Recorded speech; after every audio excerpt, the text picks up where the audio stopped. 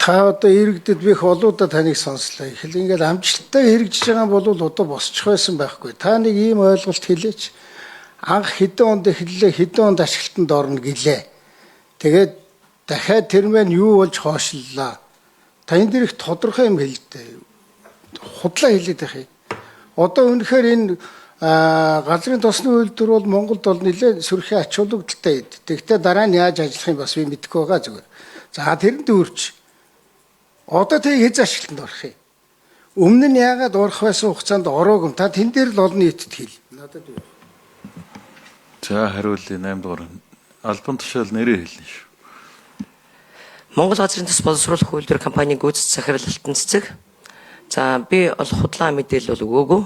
Энэ төсөл бол бас хоёр улсын засгийн газрын хооронд хэрэгжиж байгаа нэмэлт зээлийн санхүүжилт бол шаардлагатай болсон. Энд бол хоёр улсын засгийн газар хичээж ажиллаад 1 жил 8 сарын дараа бол энэ шийдвэр бол гарсан.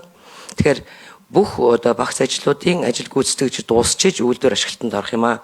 Тэгэхээр анх бол техник эдийн засгийн үндслийг 19 онд эцсийн байдлаар батлаад дуусахад бол 25 он гэж бол ярьж ирсэн үнэн.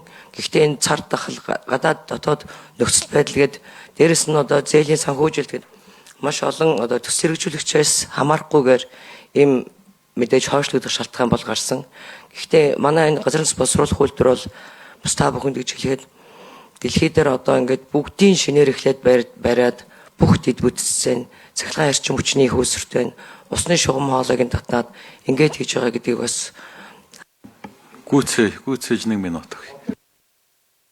За тэгэд 2028 онд ашиглалтанд оруулахаар ярьж байна. Тээвэр одоо тээврийн ажил бас бусад газартай бол харьцуулшгүй хүнд бид нар энэ их улсаас бол авчирж байгаа ихэнх тоног төхөөрөмжүүд дээрээс манай улсад барилгын үйлрэл маш богино байна. Ерөнхийдөө ажиллаж чадж байгаа сар бүлэг 7-8 сарын хооронд ажиллаж болж байна. Гэхдээ яг энэ удаад бид нар өвөл бол одоо 700-аад одоо энэ их ажилчин тэнцээ өргөжлүүлээд 24 цагаар л ажиллаж байгаа дотор хийж болох ажлуудыг бол хийж гүйцэтгэж байгаа. За баярлалаа.